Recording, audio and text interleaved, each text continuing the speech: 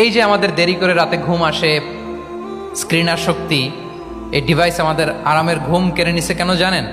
এর কারণ হচ্ছে আল্লাহর দেয়া যে ফিতরাত, এই ফিতরাতকে আমরা উল্টে দিয়েছি। ইসলামিক লাইফস্টাইল হচ্ছে আপনি একেবারে সকাল সকাল আপনার দিন শুরু করবেন। Early to bed and early to rise makes a man healthy wealthy.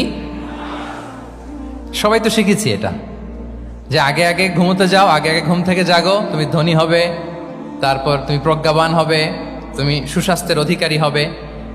এটা হচ্ছে ইসলামিক লাইফস্টাইলের একটা কোর ভ্যালিউ। সকাল সকাল দিন শুরু করা মানে সানরাইজের আগে আমার সকাল শুরু হবে। কাজী নজরুলের যে কবিতা, সূর্যি মামা জাগার আগে উঠবো আমি জেগে, পড়েছি আমরা সবাই, কিন্তু হয়তো মানা হয় না। তো এই যে সকাল সকাল ঘুম থেকে ওঠা, এটা যদি আপনার মধ্যে না থাকে, এটা ইসলামিক লাইফস্টাইল হতে পারে না। You must be a morning person.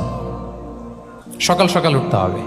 আপনার সময় এমনভাবে মেনটেন করবেন আপনি যে সকাল সকাল ফজরের পর থেকে আপনি অ্যাক্টিভ। তার মানে you have to wake up early, you have to sleep early. একজন মর্নিং পারসন যদি না হন, এটা ইসলামিক লাইফস্টাইল হবে না। এর কারণ আল্লাহ রাসূল সাল্লাল্লাহু আলাইহি ওয়া আলিহি ওয়াসাল্লাম আমাদেরকে সকালে জেগে থাকার ব্যাপারে ইন্সপায়ার করেছেন, এবং তিনি দোয়া করেছেন এই উম্মার জন্য স্পেশালি, যে এই সময়টা এটা ফুল অফ বারাকা, ফুল অফ ব্লেসিংস। তিনি দোয়া করেছেন, আল্লাহুম্মা বারিক লি উম্মতি ফি বুকুরিহা। আল্লাহ এই উম্মতের বুকুরটা মানে সকালের সময়টা, লেটস সে সানরাইজের পরে ৩-৪ ঘন্টা, এই সময়টাকে আল্লাহ আপনি বরকত দিয়ে ভরে দেন।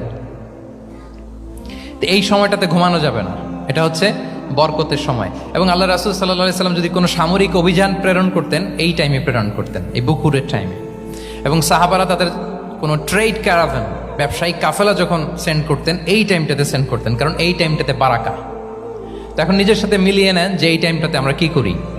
আমি জানি না আপনাদের কি অভ্যাস। আমি এসে তো শুনলাম যে জাহাঙ্গীরনগর বিশ্ববিদ্যালয়ে নাকি যতজন শিক্ষার্থী, মানে ততজনের জন্য এখানে আবাসনের ব্যবস্থা আছে। বাংলাদেশের কোনো ইউনিভার্সিটিতে নাকি এটা নাই। আলহামদুলিল্লাহ, অসাধারণ প্রিভিলেজ, এখানে অনেক সুন্দর সুযোগ। তো এখন বলেন, আপনাদের সকালের রুটিন কি? বলেন, ঘুমিয়ে থাকেন না জেগে থাকেন? হ্যাঁ, আচ্ছা, ফজরের পরে আমরা ঘুমাই কারা কারা দেখি? সর্বনাশ। আচ্ছা ঠিক আছে, হাত নামান।